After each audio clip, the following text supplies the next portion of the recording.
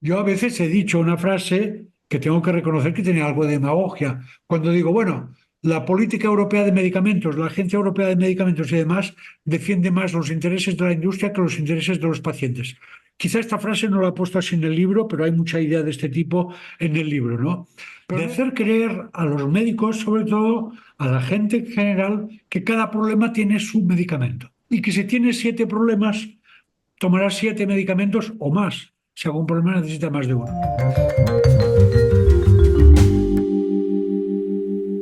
Bueno, cuéntame, Bueno, cuéntame. pues buenos días, Jean Ramón. Lo primero, darte las gracias por aceptar la invitación y estar en este espacio. Yo la primera vez que te vi, de que tengo recuerdos que te vi fue durante una intervención que hiciste en el Congreso y después, bueno, pues he tenido por amigos que me han dicho que han asistido a alguna conferencia tuya, que has publicado un libro y quería un poco pues que habláramos de esto, de farmacología, de medicamentos, de tu libro. Eh, No sé cómo quieres presentarte. Yo sé que eres médico, que te has especializado en farmacología clínica, que Sí, tienes una larga trayectoria, has sido catedrático en la Universidad Autónoma de Barcelona, has sido sí, jefe de servicio de farmacología en la Vall d'Hebron, que has sido el impulsor o creador o uno de los que estaban en la creación del Sistema Español de Farmacovigilancia, que has sido muy sí. activo. Tenías, yo creo que escribías, no sé si tú o tu equipo, un boletín, el Butlletí Groc, no sé. Sí, perdona por mi catalán, pero que yo estaba suscrito y que me parecía que era muy interesante porque era crítico con algunos medicamentos y que ofrecía una información de mucho interés. Entiendo que en estos momentos no estás en activo en la sanidad pública, ¿o me equivoco? No, no, no te equivocas, es así. Y aún así has reunido energías para escribir un libro que no es fácil de escribir, pues es un libro con más de 600 páginas, bien documentado, que se titula Crónica de una sociedad intoxicada. Y yo creo que ya el título pues dice mucho de lo que quieres transmitir. ¿Por qué has escrito este libro? Am, Uno, durante ya muchos años, durante mi vida profesional activa, antes de la jubilación, muchos compañeros me decían, tendrías que escribir un libro sobre esto que dices, o sobre tal cosa, o sobre tal otra. Y era como una asignatura pendiente.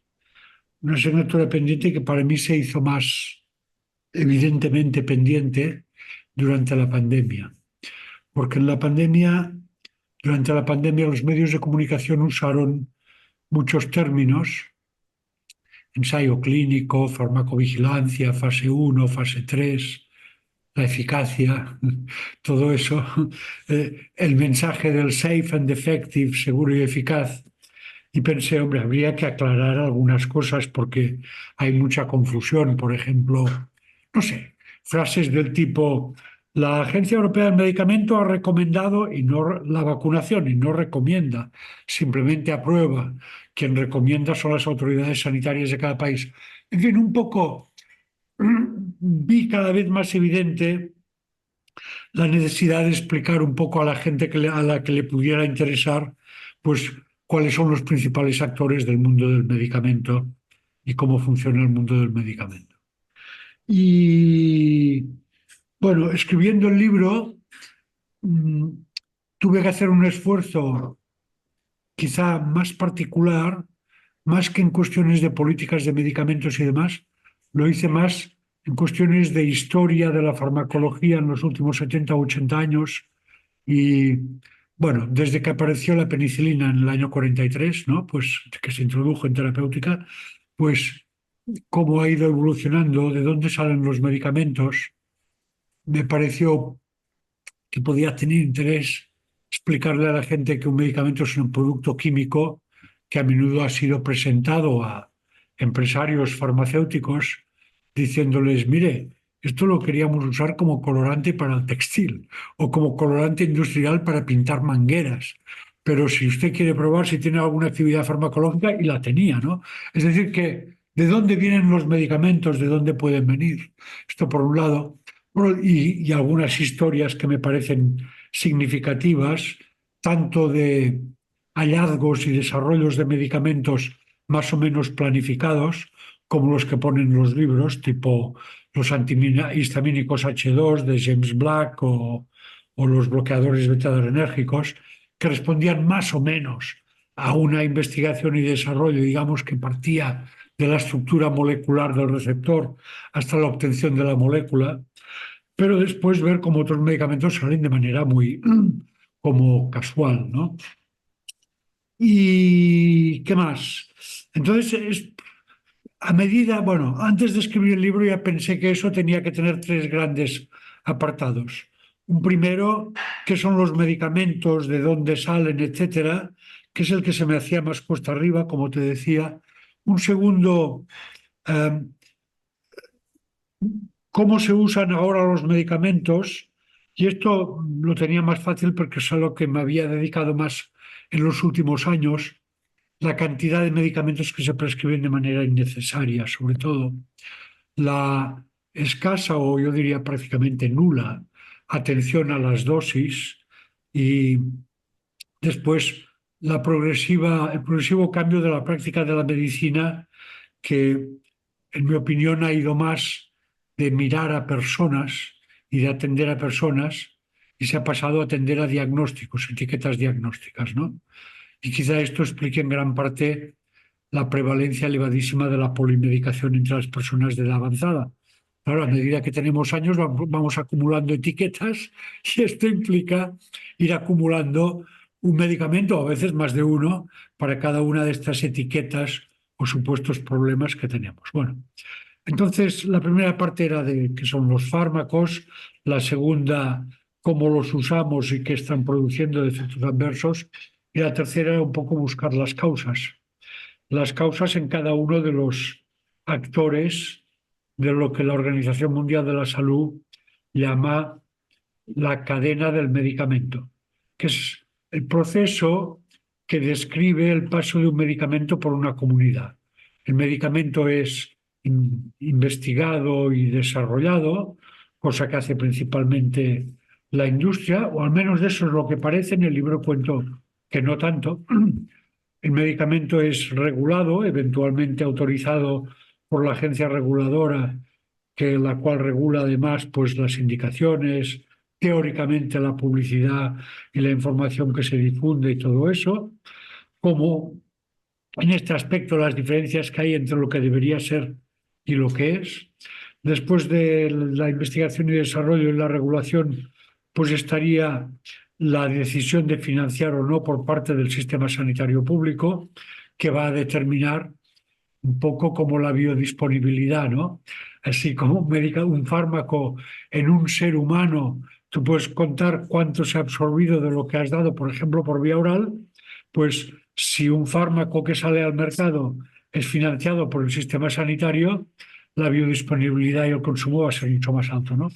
Y después de la financiación por el sistema sanitario, la prescripción médica, la dispensación farmacéutica y el uso y los efectos. Claro, lo que nos importa es el final de la cadena, el uso y sus efectos. Pero es evidente que del buen o mal funcionamiento de todos los eslabones anteriores de la cadena, pues depende que al final haya un buen uso o un mal uso. Y el libro se centra sobre todo en medicamentos de prescripción, no en medicamentos, digamos, de automedicación o de dispensación sin receta.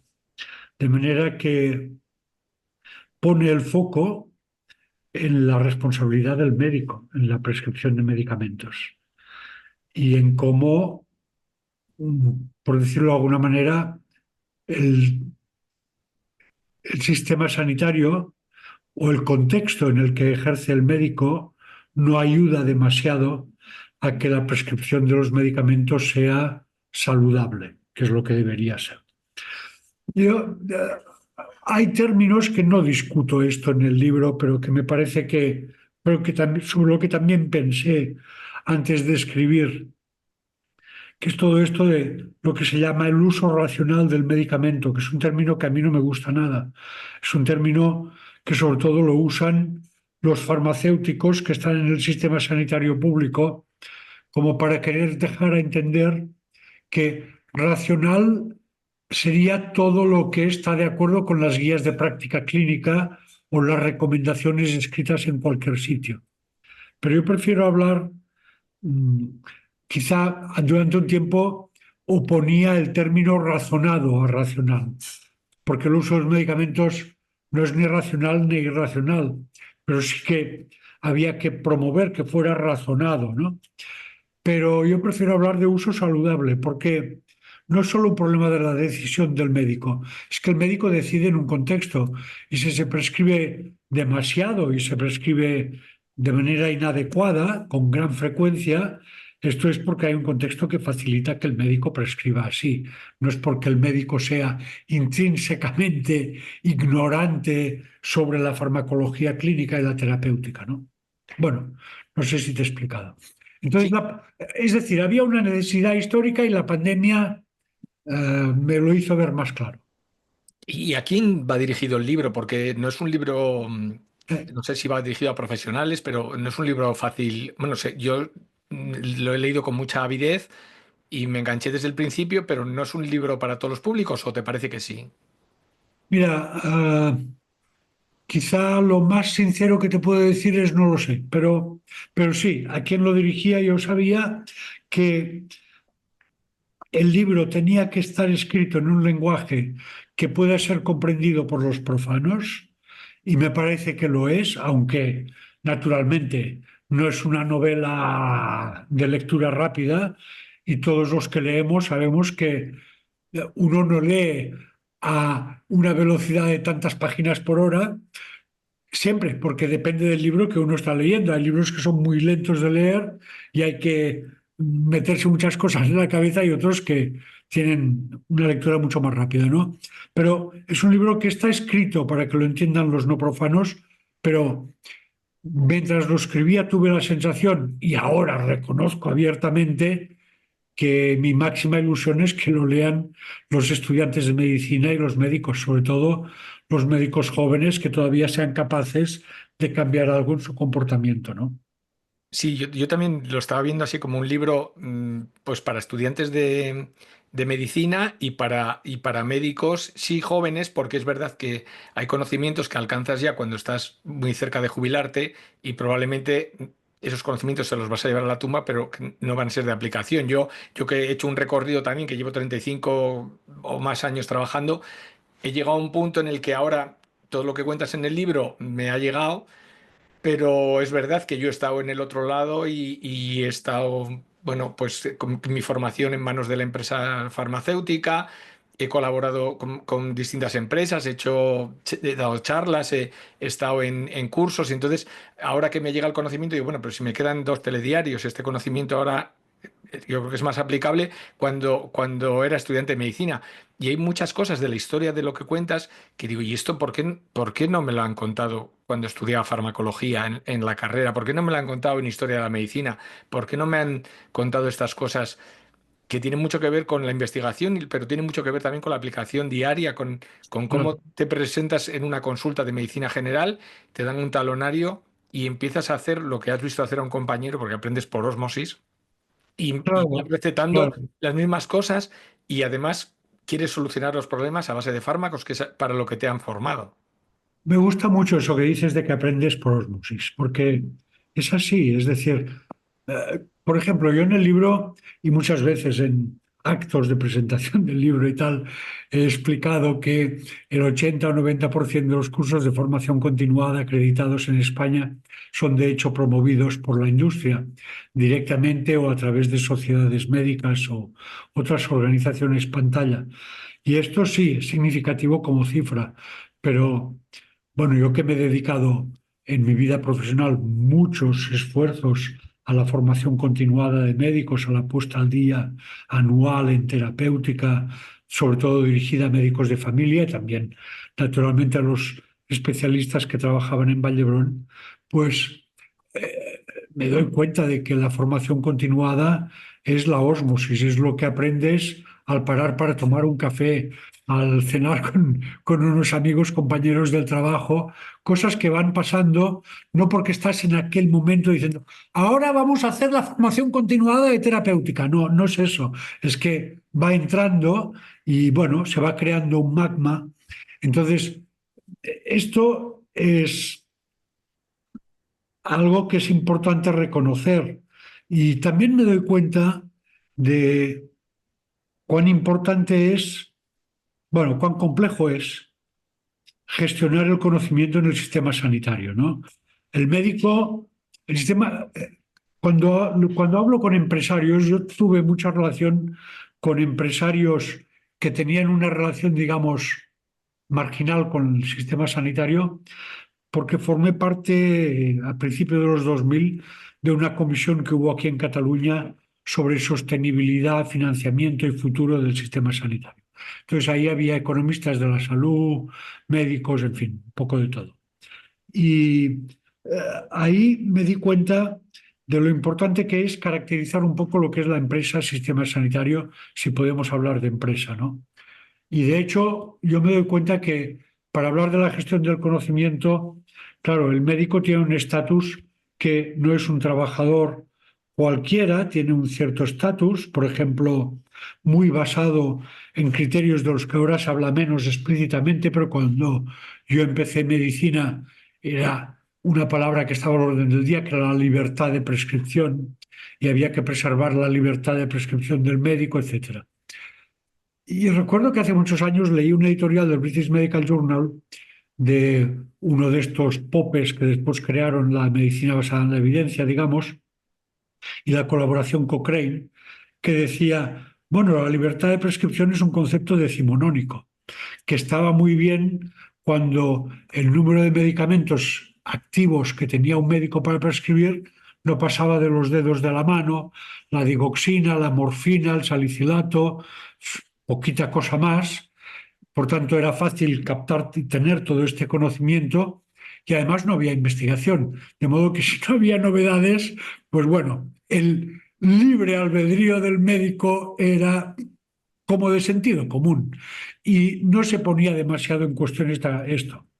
Pero cuando el médico se encuentra, como ocurre en España, que puede prescribir hasta 3.400, entre 3.200 y 3.600 moléculas diferentes, ya no presentaciones o marcas, moléculas diferentes a cargo del Sistema Nacional de Salud, cuando uno se da cuenta de que ni yo, que he hecho farmacología durante más de 40 años, me caben en la cabeza conocer estas moléculas, pues claro, esto es como un caos de conocimiento en el que la ósmosis es importantísima. La gente cuando prescribe no se acuerda de lo que le contaron en farmacología y a veces, sinceramente, mejor que no se acuerden, porque les han contado cada cosa que es de un mecanicismo, ¿no? Aquí está el receptor, aquí está el fármaco, aquí está, que llega, Deus ex machina, repara el proceso y chao. Esto es lo que te cuentan en la mayoría de los cursos de farmacología. Y las cuestiones son mucho más complejas, como sabemos una vez empezamos a practicar como médicos, ¿no? Está no solo la variabilidad interindividual puramente biológica, está la variabilidad social, de comprensión cultural, eh, personal, de biografías de cada uno, familiar, yo que sé, laboral. Y todo esto, claro, se aprende después y nadie explica esto durante la carrera. Bueno, supongo que tú serás crítico con eso también.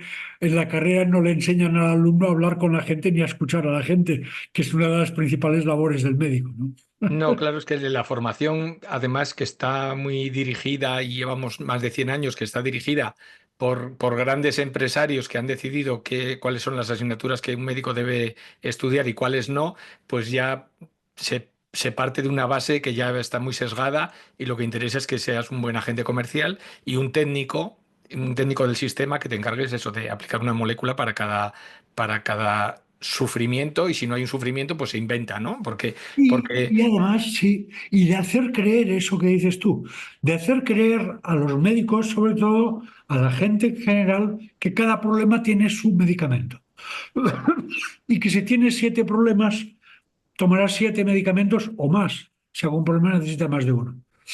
Pero ¿y si no tienes un problema, pues se crea el problema? Y se- Porque, ¿no? Porque al final lo hemos visto cómo se bajan los niveles de colesterol, cómo se bajan los niveles de glucosa, los niveles de tensión arterial, para adaptarlo a un mercado floreciente y al que puedas entregar más moléculas, porque nunca es suficiente, nunca se vende lo suficiente.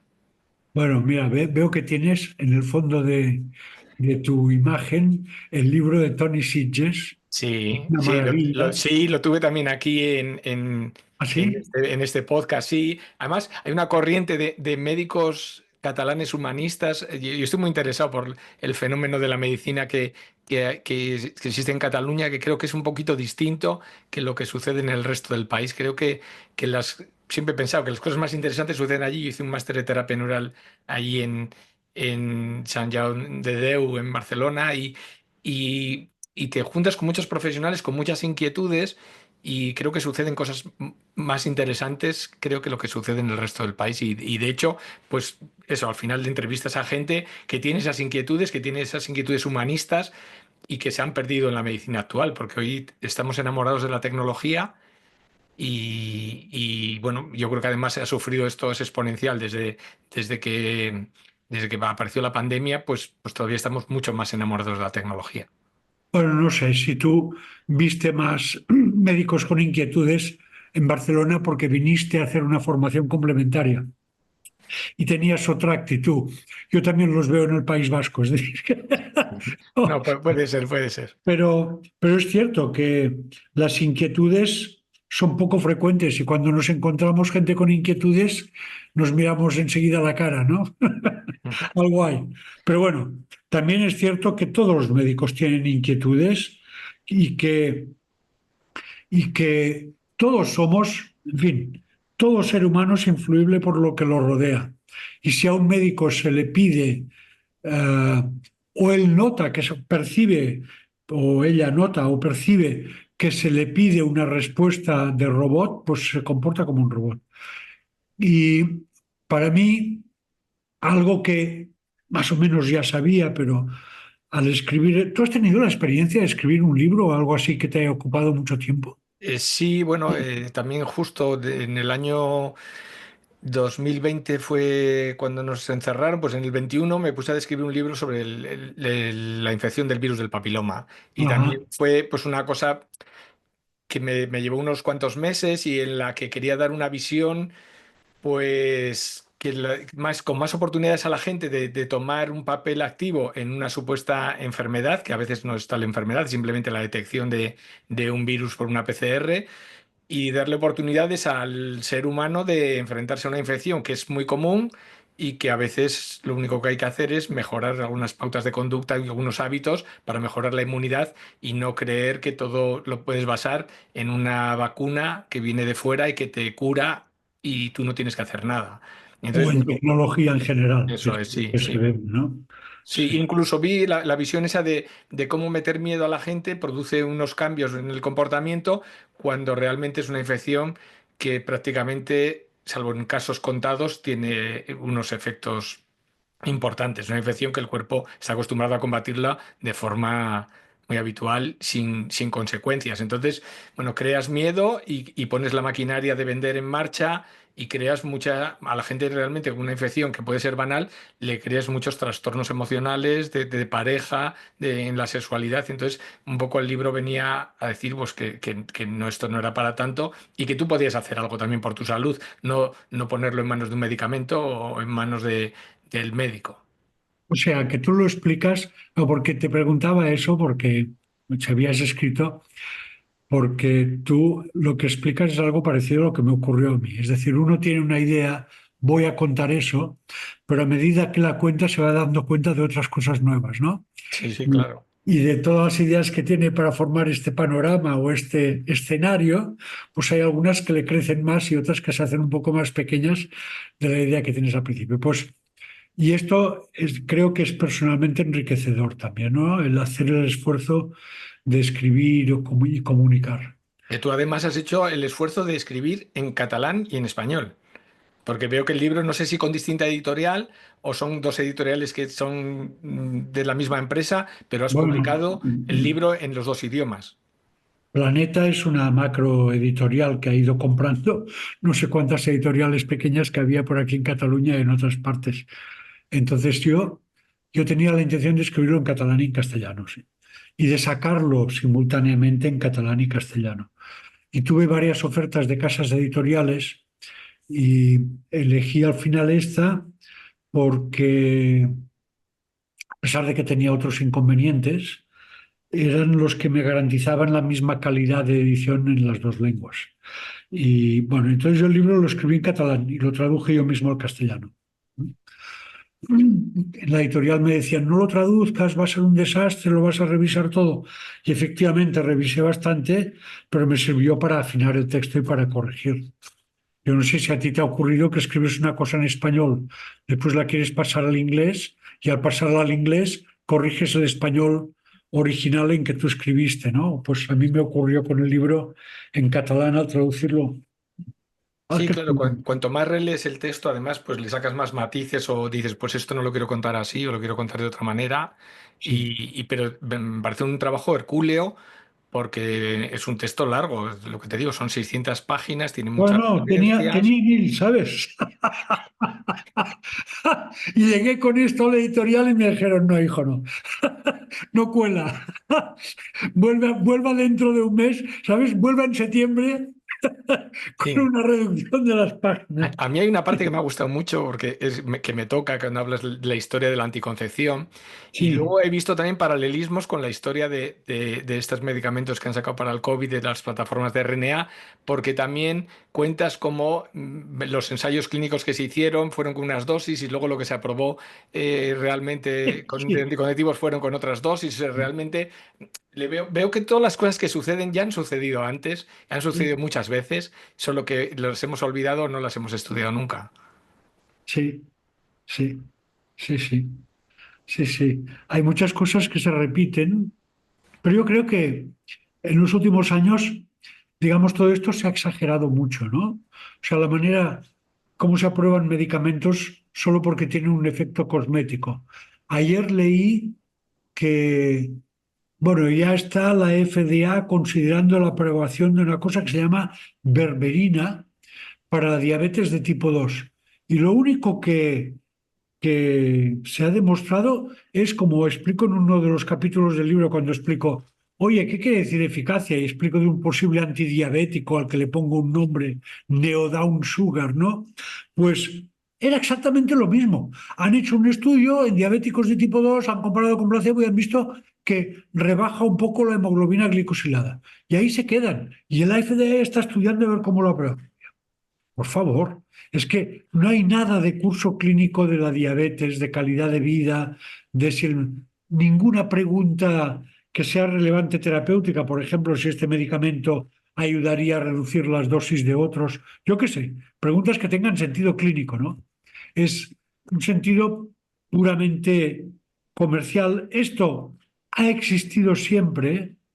Quizá, no sé tú qué opinarás, pero cuando apareció la medicina basada en pruebas y demás, parecía que nos alejábamos de esto y de hecho nos alejamos mucho de mucho charlatanismo, sobre todo aquí en España, antes del ingreso en lo que era la Unión, la Comunidad Europea. Entonces, pues el mercado de medicamentos estaba dominado por medicamentos de eficacia no demostrada en ensayos clínicos y el grupo de mayor consumo era todavía en los años 80 los antibióticos, ¿eh? En número de unidades, que ahora son el octavo o el noveno grupo. Y esto cambió totalmente al entrar en la Comunidad Europea, yo creo que por la cuestión de las patentes, porque cambió todo y entonces, claro, fueron las nuevas moléculas que se comercializaban a partir de aquel momento o las que en aquel momento tenían protección de patente, las que empezaron a dominar el mercado. Y el mercado cambió radicalmente aquí en España. Y esto creó como una cierta ilusión de que lo hacíamos mucho mejor, ¿no? Porque ya no prescribíamos aquellas cosas inútiles de los años 60 y 70, sino que habíamos pasado a prescribir IECAS, ARA2, cosas que tienen una chicha, una Sí, sustancia más farmacológica enjundia, seria, mucha, exacto, ¿y los mucha. pacientes están mejor? Esto es lo que me pregunto. Yo creo que en muchos aspectos sí, sin duda. Eh, Sin duda algunos oncológicos están mejor, sin duda algunos cardiovasculares están mejor. Bueno, sin duda y aquí a dudo con los cardiovasculares, porque los cardiovasculares lo que se ve ahora es que están muy intoxicados, ¿no? Muchas personas muy mayores con dosis excesivas de antihipertensivos y con mucha hipotensión postural, personas que tienen un infarto y les cascan unas dosis de bloqueadores beta-adrenérgicos que los dejan totalmente chafados porque te quita, bueno, la energía, la respuesta taquicardizante del corazón y Vale, si tienes hipertensiva. una patología cardiovascular, además te van a dar una estatina para el colesterol, sí o sí. Sí, Te van a antiagregar, sí. sí o sí.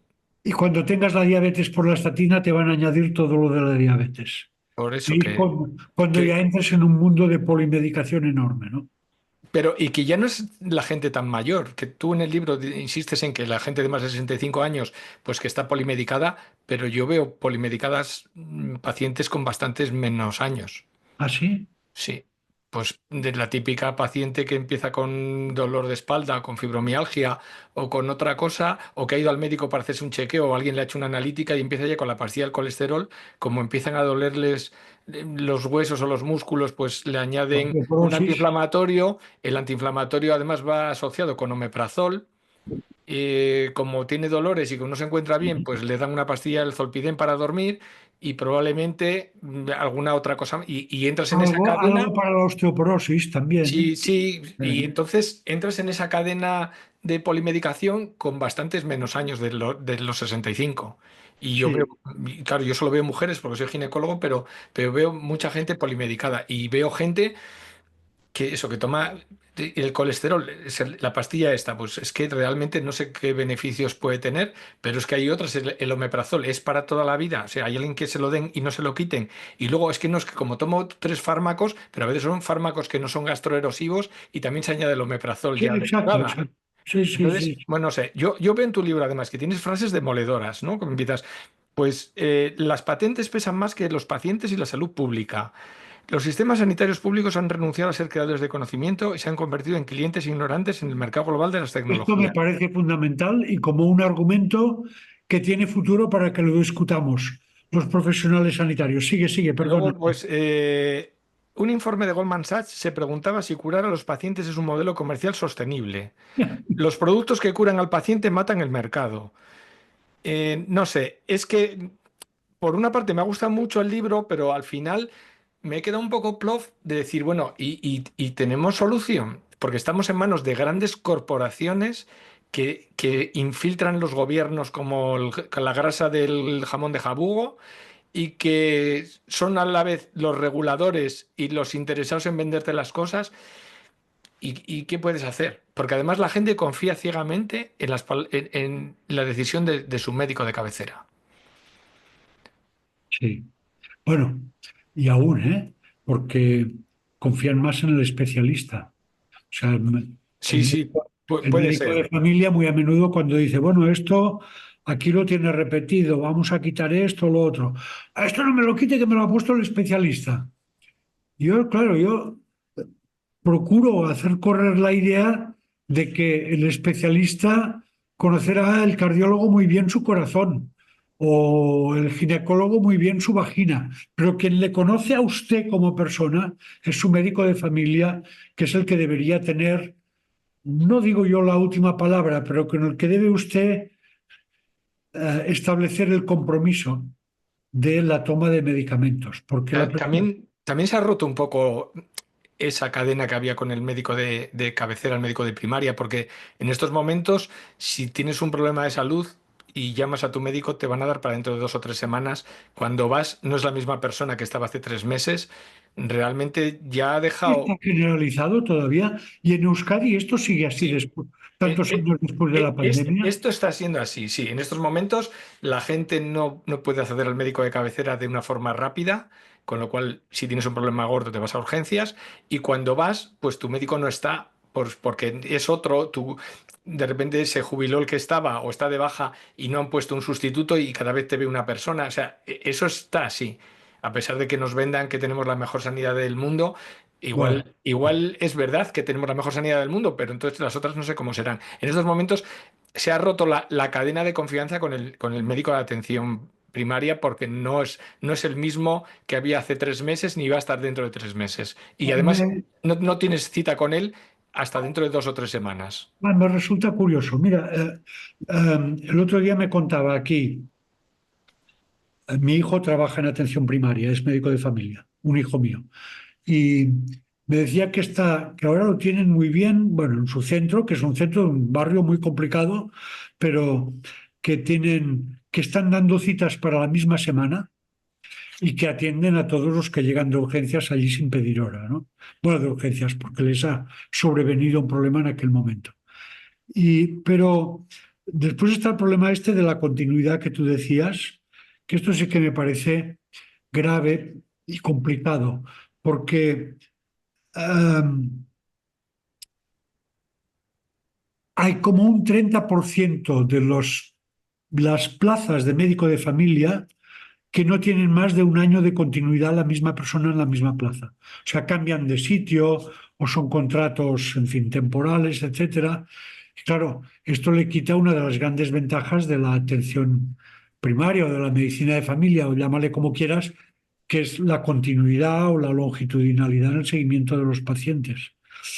Y esto, en mi opinión, es un elemento importante, porque, a ver, yo también miro un poco los medicamentos no como un fin en sí mismo o la variable final, sino como un indicador de lo que hace el sistema sanitario.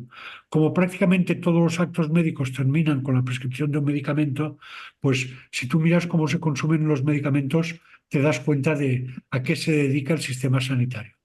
Entonces hablamos de un sistema que está saturado, etcétera, pero resulta que está saturado de gente que va a mirarse el colesterol y tonterías de este tipo, ¿no? Pero Entonces, hay gente que no va a mirarse, que es tu médico de cabecera el que te llama porque tienen unos ítems que cumplir, o una enfermera. O sea, me ha pasado con mis suegros, que ya fallecieron hace un año y hace dos, y durante la pandemia, en el año 2020, cuando estábamos poco menos que encerrados, pues le llamaron para decirle que hacía mucho que no iba a hacerse unos análisis de sangre o a hacerse un electrocardiograma, un señor con 90 años.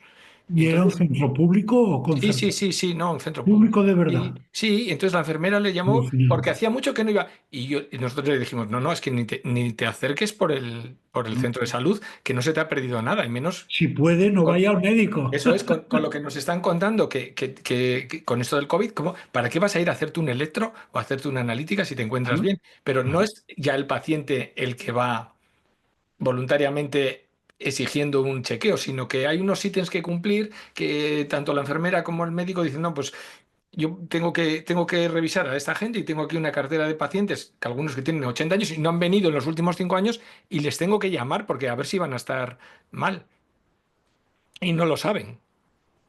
Son ganas de buscarse problemas. Son ganas de... Bueno, esta es una manera de diluir la función del sistema sanitario, porque así se ocupa de todo el mundo de manera superficial, pero no se concentra en la gente que está realmente enferma, ¿no? O en riesgo de, vaya. La tesis principal de tu libro es que tomamos más medicamentos de los que necesitamos y a unas dosis probablemente más altas que las que serían efectivas para la patología que tengamos. Sí. Sí.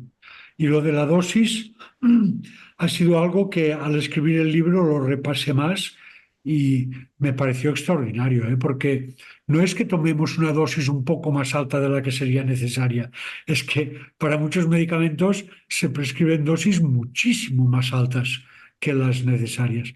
El caso, por ejemplo, de las estatinas, tengo una gráfica puesta en el libro con la Sí, atorvastatina, sí. porque es la que se prescribe ahora mismo más en España, en la que ves que con 5 miligramos consigues un 80% del efecto que consigues con 80 miligramos y con casi no efectos adversos, ¿no?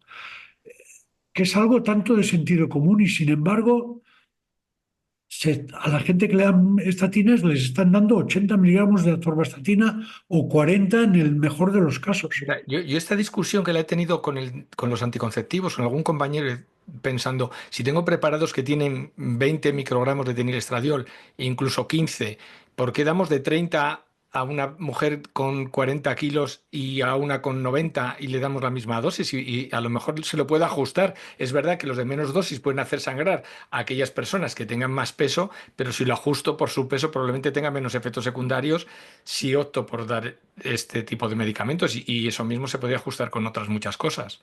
Y aún tú pones un ejemplo en el que, bueno, claro, pero una idea que sugiero en el libro es empezar con dosis bajas si el tratamiento no es urgente y en todo caso ya hay tiempo de ir subiendo. Con los contraceptivos no es exactamente No, el no, caso, pero bueno, hay pero preparados de dosis tienes bajas que toda la la razón. eficacia. Incluso en este caso tienes toda la razón, porque sobre todo para una mujer que pesa poco, ¿no? Claro. Bueno, por eso es una de las cosas que más me preocupa lo que te decía antes, el medicamento como indicador de lo que hace la medicina. Uno estudia cómo se usan los medicamentos y esto le sirve como indicador. Y me doy cuenta de algo que es muy complejo, que es como se invita al médico a comportarse como un robot que aplica un protocolo que es muy parecido de uno a otro. Es decir, mira, cuando tú me invitaste a tener esta charla, yo, si me lo hubieras invitado hace 6 meses, te habría dicho, hijo mío, tengo otras cosas que hacer, pero yo, con gente que se dedica a ginecología, como no tengo un interés muy especial en ginecología, tengo poco que decir. Pero te dije que sí, porque me escribió una médica que resulta que era muy amiga de una sobrina mía que también es médica y le había dicho, ah, pues llámalo, aquí tienes su email, que fuera a su centro, que es un centro de salud sexual y reproductiva del Instituto Català de la Salud, que no sé si los conocerás, los del centro de Numancia, vaya, de la calle Numancia. Entonces, ahí estuve hablando con ellos y planteaban las mismas cosas que tú. Y sobre todo, bueno, ellos decían, uno, el tema de las dosis con los contraceptivos. Dos, la cuestión de las novedades. Por ejemplo, el progestágeno este, el ulipristal, cuando salió, Bueno, es decían que yo que con una esto. maravilla y después resulta que es hepatotóxico. No, pero a mí me ha pasado, a ver, como tengo ya mucha trayectoria, pues yo empecé recetando calcitoninas, nada más terminar la carrera cuando empecé, y he visto muchos fármacos que los han retirado del mercado. Cuando salió el ulipristal, pues que parecía interesante para evitar algunas cirugías, pero enseguida empecé a ver efectos secundarios. Reporté a farmacovigilancia una paciente que tuvo unos efectos secundarios graves con el acetato de ulipristal y aquello me pareció un mundo burocrático, o sea, dije, esto no puedo, yo no tengo tiempo para reportar más. Y de hecho, no se reportan más casos, pero yo decidí que no iba a recetar más ese producto. Mis compañeros seguían recetando y yo decidí que me parecía un fármaco peligroso. Luego ya acabaron retirándolo. Y ahora, pues han sacado otra novedad también parecida. Es un inhibidor de los receptores de la FSH, LH. Entonces yo digo, bueno, si tenemos fármacos muy antiguos que funcionan bien, cuando vinieron a presentar al hospital dije, ¿cuál es la ventaja de este fármaco Ah, con los que ya tenemos? ¿Sabemos los efectos a medio plazo y largo plazo? La chica del laboratorio decía, pues no, no. Digo, entonces, ¿por qué voy a recetar esto si conozco este otro medicamento desde hace 30 años que va muy bien y hace lo mismo? O sea, no le veo cuál es la ventaja en estos momentos, aparte sí. de duplicar el precio. ¿Cuál es la ventaja de este fármaco? No, no la tiene. Claro, esto que dices es como un ejemplo de decir, oye, la pregunta no es si es nuevo, si tiene esta ventaja marginal, sino cómo se compara en un ensayo clínico directo con el fármaco de referencia, ponle, no sé en este caso qué sería, pero ponle levonorgestrel o lo que fuera. Y a qué dosis también, ¿no? Es decir, ¿qué podemos hacer como médicos? ¿Qué piensas que puedes hacer tú también en tu especialidad? No tanto para cambiar los hábitos de prescripción, sino un poco para invitar a los médicos a plantearse las preguntas que son más interesantes que las que nos propone el mercado, ¿no? Es decir, el mercado nos dice esto es nuevo, esto es más cómodo, esto produce menos hipertricosis, como con los progestágenos de tercera generación, ¿no? Todo el rollo. Pero ¿cuáles son las preguntas que hay que hacerse?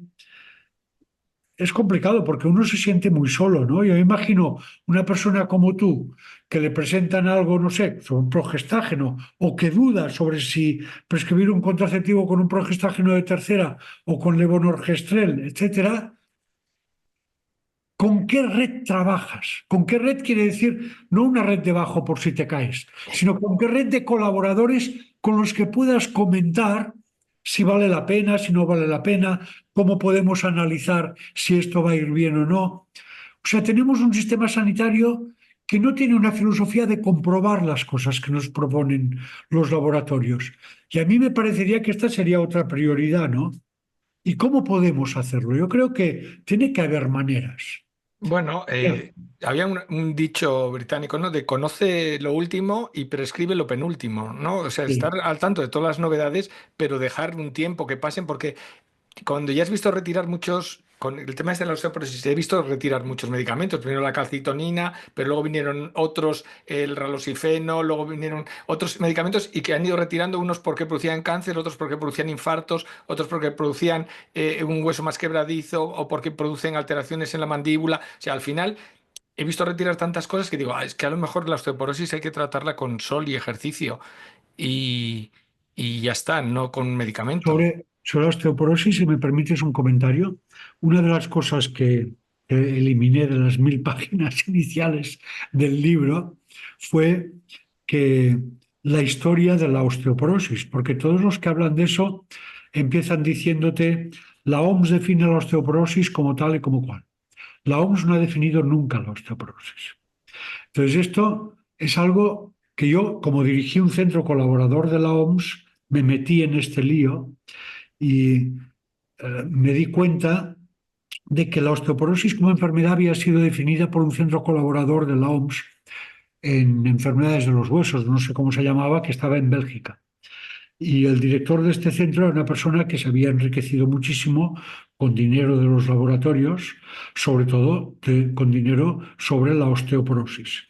Entonces, este hombre dirigía un centro colaborador, que es como si tú, el centro donde trabajas, la OMS por algún motivo os dice que sois centro colaborador y tenéis unos derechos y unos deberes como centro colaborador. Pero este se lo saltó, convocó una reunión de expertos, que eran sus amigos, que también trabajaban para los laboratorios, que entonces inicialmente eran sobre todo Novartis y Merck, que fueron los dos primeros que hicieron bifosfonatos.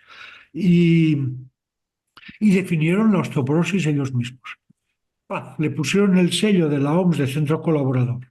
Entonces yo una vez fui a Ginebra y uno que era muy amigo mío me dice, no, no, oye, es que esto, un funcionario de la OMS, me dice, no, no, es que esto, claro, tienes que saber, pues parece mentira que no lo sepas. Y que no sepa qué. Dice, no, la OMS solo habla oficialmente cuando es una cosa que se llama informe técnico, está numerado y lleva la firma del director general. Digo, ¿y esto quién lo sabe? Si no lo sé ni yo, ¿qué médicos pueden saber esto? ¿Qué manera es esta de engañar? ¿Y cómo dejáis que esto ocurra, no? Bueno, entonces, ya intenté, bueno, hablé, mandé un email al director de medicamentos de la OMS, de medicamentos esenciales, diciéndole, mira, pasa esto con la osteoporosis eh, y esta es una invención de este hombre, pero aquí no se ha dicho nada. Vale, entonces él me dice, vale, te lo miro. Al cabo de un año recibí un email de esta misma persona que me decía que era, me describía toda la rueda. Él lo mandó al director, al coordinador de centros colaboradores. Este dijo que tratándose de osteoporosis, este no era su problema, sino que era el problema del director de enfermedades crónicas, el cual dijo que él se dedicaba al cardiovascular y que no era el suyo y que lo pasaba a la Oficina Regional Europea. Bueno, la cosa dio la vuelta y volvió al de medicamentos esenciales sin que nadie hubiera hecho nada. Entonces, en una reunión que se hacía anual de centros colaboradores, pedí oficialmente que retiraran la recomendación de la osteoporosis del documento este de Internet. Y bueno, dijeron que esto era muy difícil, pero se puede hacer igualmente. Sobre todo la OMS puede dirigirse a Google y decir que lo quiten. Bueno, al cabo de un año dijeron que no podían. Bueno, al cabo de un año no trajeron la cosa. Entonces, en ruegos y preguntas dije, oye, ¿y esto? Ay, sí, bueno, pero es que hemos mirado, es muy difícil y tal. O sea, no lo retiran. Pero nadie ha dicho oficialmente que esto sea ni tan solo una enfermedad. Y ahí está el montaje de la osteoporosis como enfermedad. Y bueno, es un negocio y nos puede saber peor o mejor, pero es que aparte de negocio, es un problema para las mujeres que toman estos fármacos. Y ahora con el denosumab, más grave todavía, porque este te crea huesos con dependencia, ¿no? son huesos adictos a la droga y le retiran esto y se rompen. Es tremendo. Yo ayer estaba pensando, esta cuestión de la dependencia, la adicción y tal, que siempre la asociamos a psicofármacos y a opiáceos, bueno, ahora tenemos el omeprazol, que hay gente que le cuesta mucho retirarse del omeprazol, han sacado omeprazol de 10 miligramos para ir bajando dosis y tal. Después, también con los medicamentos de la osteoporosis, y vamos a ir viendo lo que crea de otras dependencias, porque claro, el organismo se acostumbra al fármaco que ¿Y le dan, ¿no? Y cambia. por qué tenemos tanta confianza en las empresas farmacéuticas que han demostrado históricamente comportamientos mafiosos, que han tenido juicios, que han pagado multas de miles de millones de dólares y seguimos comprándoles las mismas cosas? No los, No lo haríamos con un concesionario de coches o con una tienda de lavadoras. ¿Por qué le seguimos comprando a los que les han multado, le seguimos comprando los productos a precios cada vez más caros? Mira, un día hablando de esto con un amigo que trabajaba en una gran compañía farmacéutica en Madrid, me dijo, las encuestas de opinión dicen que la industria farmacéutica es la que tiene menos prestigio entre la opinión pública, o un prestigio a la altura de la industria de armamento. Ahora, los medicamentos tienen un prestigio altísimo. Entonces, cuadra un poco, ¿no? Y cuadra un poco para la duda que tú tienes y que me preguntas, que yo comparto contigo, un poco para orientarnos en la duda. Digo, mira, esto tiene sentido. Es decir, la gente dice, Pfizer. Bueno, la gente, si recuerda la pandemia, bueno, Pfizer son los que hicieron la vacuna, pero Pfizer son los que se enriquecieron de manera insultante, ¿no? Durante la pandemia. Entonces, ¿qué son? Son como Pero a Pfizer ya le habían multado por sacar medicamentos a al todos. mercado En Estados Unidos las han multado a todas y además con miles de millones de pero multas. porque sacando medicamentos que saben que están produciendo muertes y lo ignoran, lo ponen en un cajón y adelante porque la multa va a ser inferior a los beneficios. Exacto, sí, sí, sí, Y sí. entonces, ¿cómo sabemos que esto no está pasando ahora otra vez con los nuevos medicamentos?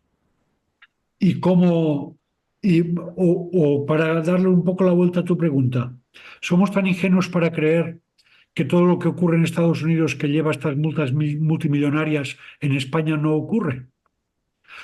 O más sencillo, cuando, por ejemplo, salió el Vioxx, que era el antiinflamatorio seguro porque no te alteraba el estómago, el duodeno y tal, pero te producía problemas cardiovasculares.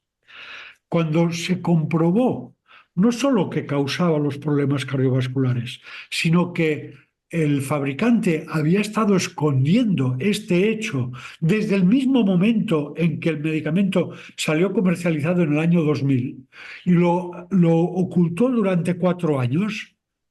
La ley no prevé que el Estado le pueda decir, oiga, esto es una estafa, devuélvame el dinero, aparte de atender a todas las consecuencias penales por el daño que usted ha hecho. Pero usted ha estafado al sistema sanitario público. Nos ha puesto un precio 7 u 8 veces más caro que los otros antiinflamatorios porque decía que era más seguro y era mentira.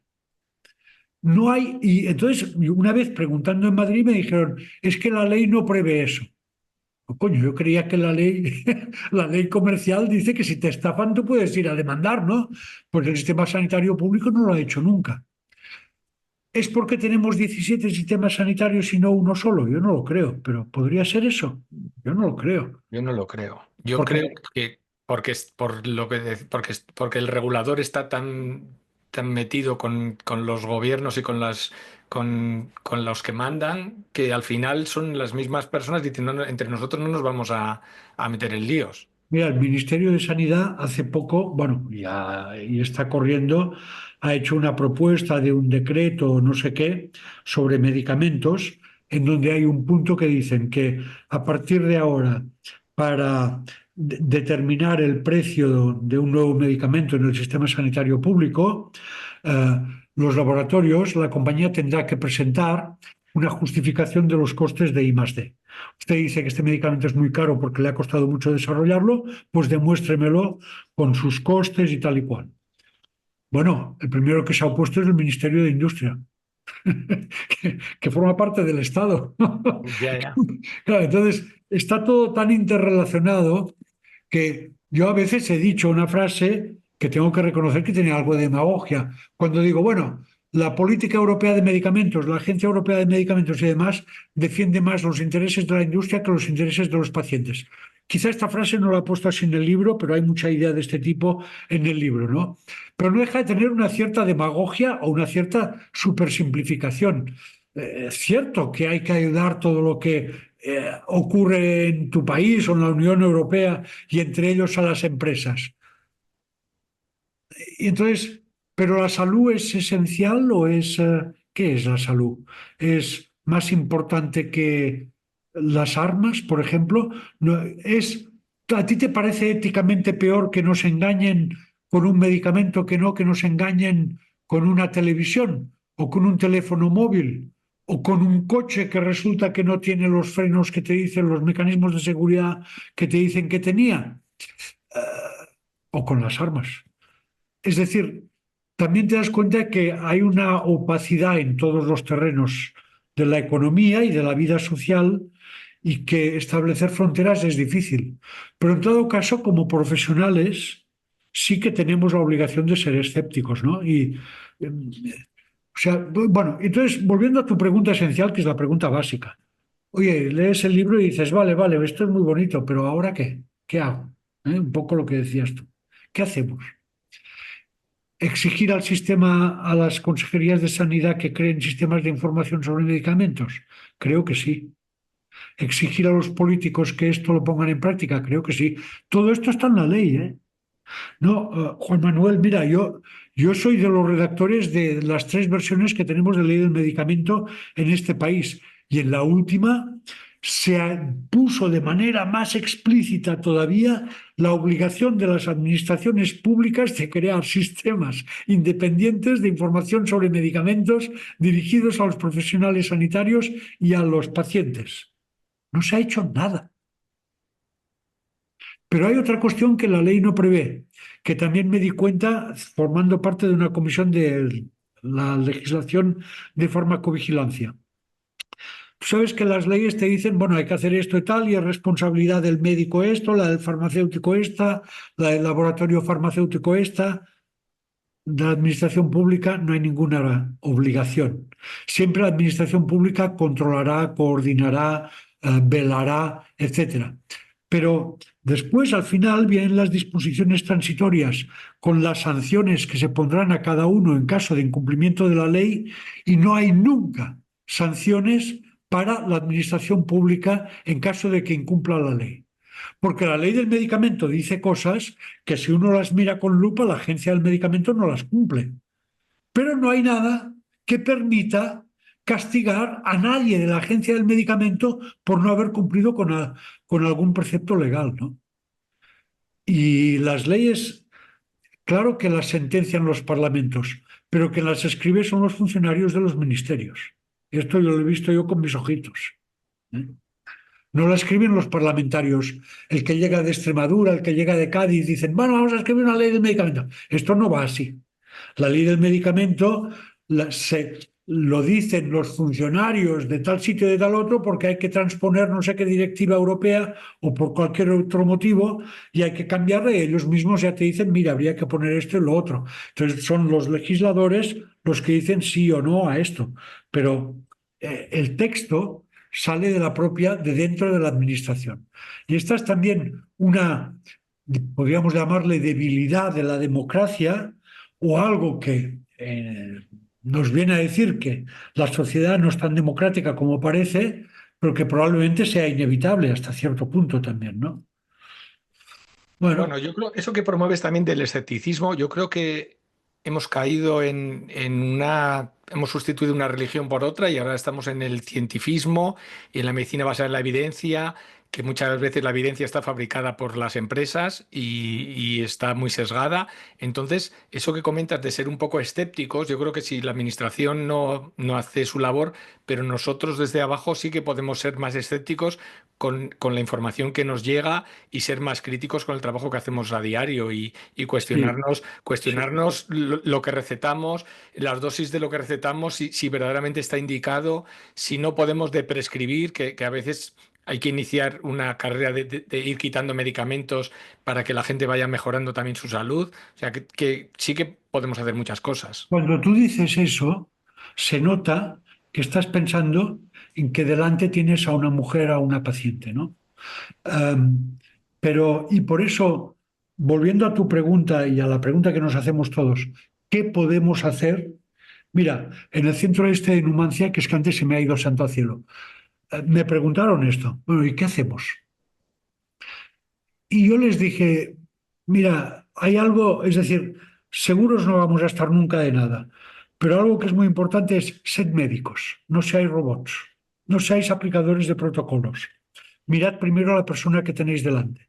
Y en lo que tú mismo dices, que expresas esta aceptación de la incertidumbre, también te noto en la cara que hay algo de decir, bueno, pero yo tengo una paciente, tengo mi experiencia como médico y sé juzgar si en esta es más prudente hacer esto que en la otra no me atrevería a hacer, etcétera. Es decir, recordemos que somos médicos y que vamos del problema al medicamento y no del medicamento al problema. Y así la vida será mucho más fácil.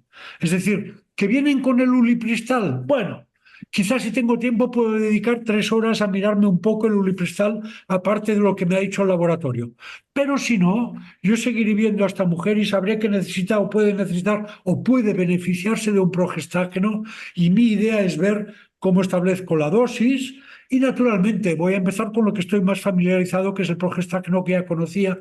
Es decir, un poco esta cuestión de que si miramos más al paciente que tenemos delante, muchas dudas se marchan, ¿no? Porque en catalán tenemos esta palabra, no sé cómo se traduce en castellano, atabalá. Uno te atabala quiere decir que te despista, ¿no? Te hace perder la atención, ¿no? Entonces, nos atabala muy a menudo el ruido de la tecnología nueva y de la pseudonovedad que tenemos alrededor. Pero al fin y al cabo, somos médicos y sería bueno que se lo recordemos a los jóvenes, porque los jóvenes que aplican protocolos, yo les digo, oye, es que lo que tú haces lo hará mejor un robot, olvídate de hacer eso. Porque como si tú te pones a aplicar un protocolo, lo hará mejor una máquina que un ser humano que se equivoca más. Tú lo que eres un médico, tú tienes que mirar lo que tienes delante y tomar unas decisiones que van más allá del conocimiento técnico que está en el protocolo, que te puede servir como una guía para no olvidarte cosas. Yo preferiría más una checklist, ¿no? Una lista de comprobación que un Que protocolo un a seguir protocolo. al pie de la letra, ¿no? Y es un poco este concepto el que me parece que es bueno para darnos un poco de seguridad y sobrevivir en el mundo de la Sí, incertidumbre. también es verdad que nos han metido miedo a salirnos del protocolo. Como que el Sí, protocolo te sí, protege, porque ¿no? si te has ajustado al protocolo no te puede pasar nada. Nadie te va a denunciar, nadie se va a meter contigo.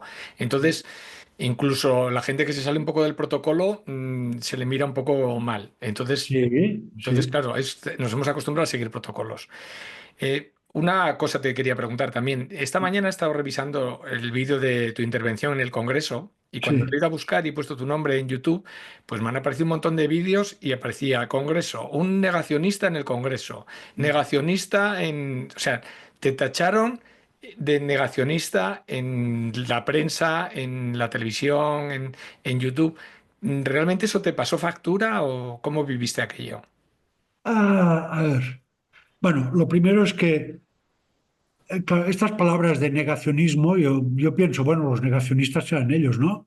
Que niegan la posibilidad de tener incertidumbre ante cosas que son totalmente inciertas, como era la aparición de un nuevo virus, ¿no? Que era evidentemente una situación de incertidumbre. No, personalmente, la verdad, me divertí más que no lo pasé mal, para resumir. Cuando volvía de Madrid en el AVE, pensé, joder, o sea, yo volví muy triste porque me entristeció enormemente la actitud de los diputados que estaban allí. Mm, Gente que tú notabas. o por lo menos lo hacían ver muy bien, que se creían que eran una comisión de investigación y no tenían ni idea de las preguntas que tenían que hacer. Porque antes de ir comparecer ahí, me mamé 10 o 12 horas de comparecencias anteriores ante la comisión y ahí les colaron cualquier mensaje y ellos, sí, sí, sí, porque no sabían ni lo que tenían que preguntar, ¿no? Y este punto de vista muy triste. Después, bueno, empecé a ver mensajes y tal, y cuando llegué a casa por la noche, vi que YouTube había prohibido el vídeo del Congreso. Y pensé, perfecto, porque si lo prohíben, quiere decir que esto va a correr mucho, porque está en el canal del Congreso, que esto fue un error de YouTube enorme, ¿no? Esto le dio mucha publicidad. Después, en 4 días, pasé de tener 8.000 seguidores en Twitter a tener 18 o 20.000. Y esto me pareció como muy raro. Y entonces empecé a ver que, bueno, los seguidores que tenía no eran exactamente gente que tuviera el mismo tipo de planteamiento que yo. Era gente que decía a la mierda lo que nos están diciendo, ¿no? Y en cambio yo decía, no, lo que pasa es que no me lo creo, es que quisiera mirar, que es diferente, no es un no. Es decir, yo no tengo que no te voy a decir, no, no es verdad, yo no soy un negacionista, claro que no lo soy. O sea, no me voy a ocupar mucho tiempo en decir que no soy negacionista, que no soy antivacunas y todo esto que formaba parte de la jerga peligrosísima de la que tendríamos que tomar nota para no convertir un debate científico en un debate dogmático religioso, ¿no? Y esto es bastante lo que ocurrió. Entonces, otra cosa que a mucha gente, amigos y gente a la que le cayó bien mi intervención, me han preguntado es, oye, pero tú sufriste con lo que te insultaron y demás. Y al cabo de 4 días dije, coño, ¿insultar? ¿Quién me ha insultado? Y fui a mirar un poco. Y ostras, el más insultón era Jiménez Los Santos, que me llamó cretino, cretino antivacunas ignorante. Y pensé, bueno, si Jiménez Dos Santos dice esto de mí, pues es como una medalla, tampoco, no sé. Es como Piqué cuando jugaba en el Bernabéu, que decía, te, te hacen algo los pitos de la gente. Y dice, no, no, a mí me animan más. Pues era algo así, ¿no? Entonces, claro, la gente que... O después el Farreras este en la televisión también que dijo, va, un antivacunas y saldó así el problema. Bueno, pero después mucha gente me ha dicho, cuando he tenido actos en España de presentación del libro, mucha gente ha venido al acto solo para agradecerme que alguien dijera algo en algún medio oficial que no era el relato oficial. No sabes lo que nos tranquilizó tu intervención. Yo, claro, te dicen esto y pensaba, ¿cómo podía tranquilizar mi intervención si mi intervención era más bien preguntas? Oiga, a ustedes no se han preguntado esto o lo otro, les decía yo a los diputados, ¿no? Que no eran respuestas, sino preguntas. Ustedes nos han preguntado esto o lo otro. Y la gente claro, la gente tenía ganas de un relato que no fuera el oficial. Es que nos machacaron mucho. Y además lo que decías, que era todo como bastante sensato y lo que tú dices, hacías preguntas, tampoco decías verdades categóricas, pero bueno, algunas cosas verdades sí que decías y decía, bueno, habrá que tener en cuenta todas estas cosas y estos problemas que estamos viendo y estos efectos adversos, habrá que contabilizarlos y habrá que ver que se reporta solo una ínfima parte de estos efectos adversos, pues habrá que tenerlo en cuenta, Sí, porque sí. luego en el día a día de tu consulta ves cosas que no veías antes y que no te cuadran y que, bueno, igual no reportas, pero dices, bueno, el cardiólogo esto lo ha visto y ha dicho que es genético o le ha hecho la culpa a los anticonceptivos y habría que ponerlo en un contexto más amplio y ver si no hay más culpables, que igual no, pero habría que ponerlo un poco si verdaderamente tienes ojos delante y estás observando a tus pacientes. ¿A ti te llegó lo de los trastornos menstruales? Sí, al principio sí, pero me han preocupado más pues ver tanta gente con ictus o tanta gente con trombosis Claro, o, claro. o- o tantas mujeres que me han dicho, pues es que me quedé viuda el año pasado, que mi marido de repente tal. Entonces, es bueno, yo también tengo un sesgo de confirmación en estos momentos, pero sí que me gustaría que se estudiaran poblaciones que no han tenido la medicación y poblaciones que la han tenido y que se comparara el estado de salud. Sí, pero esto, mira, si tenemos todavía un minuto. Sí, lo que tú quieras. Sí. No, que eh, los epidemiólogos británicos, Barker y Rose, Rose para mí es como un maestro de la epidemiología, soy un viejo y este era más viejo que yo. O sea, no estás obligado a haberlo conocido. Pero uno de los conceptos básicos que decía en su pequeño libro de epidemiología era: hemos descubierto que el tabaco causa cáncer de pulmón y enfermedades pulmonares y después cardiovasculares por un hecho que es muy simple, y es porque había fumadores y no fumadores. Y comparamos lo que ocurría en los fumadores con lo que ocurría en los no fumadores. Y después yo, en toda mi experiencia como investigador en farmacoepidemiología, uno de los problemas que más me ha importado, o al ver trabajos de otros, es lo que en inglés se llama la misclassification, el error de clasificación. Es decir, tú eres una persona expuesta o eres una persona no expuesta. Entonces, para ver los efectos de la vacuna, tenemos aquí un problema. Primero, podríamos intuir, o al menos no descartar, que los efectos adversos de una vacuna puedan ser un poco como los efectos adversos de la enfermedad de la que protege, pero en pequeño. Es decir, la vacuna del sarampión puede, sobre todo al principio cuando se daba dosis más altas, puede producir fiebre, más raramente puede producir una erupción de sarampión y mucho más raramente puede incluso producir encefalitis por virus del sarampión. Vale. A dosis más bajas producía menos esto y prácticamente no lo produce. Y podíamos intuir que el COVID, que también iba acompañado, ¿te acuerdas del dímero D, que se Sí. hablaba de los fenómenos trombóticos y demás? Pues de fenómenos trombóticos que pueden ser de tipo arterial o venoso, etcétera, etcétera. Entonces, si el COVID produce mucho esto, podemos intuir que la vacuna también lo producirá comparado con uno que no tenga ni COVID ni vacuna. Pero se empezó a vacunar a final de diciembre, pongamos el 1 de enero de 2021.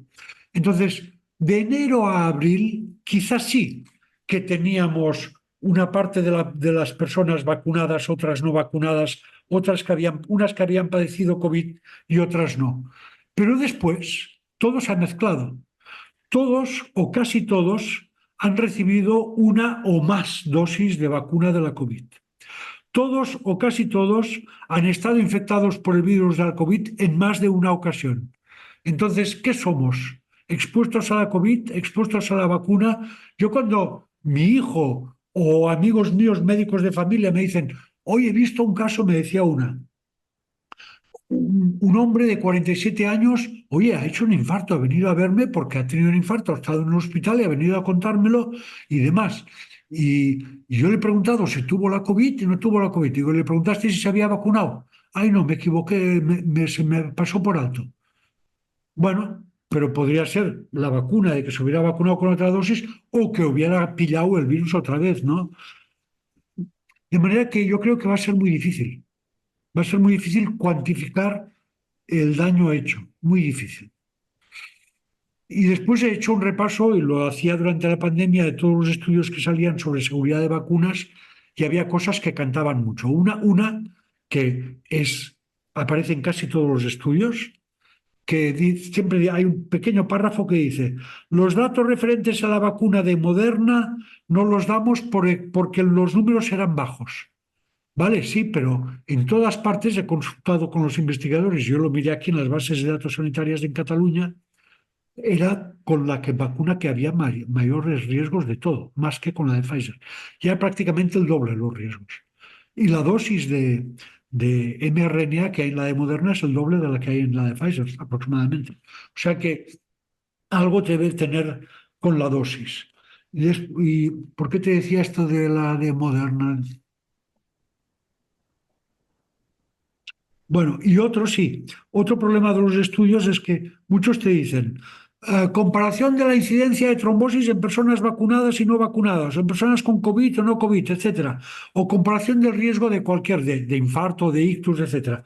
Pero te pueden hacer esto, te miran una variable, pero no te miran la de al lado. Es decir, te hablan del ictus, pero no te dicen si se han muerto o no.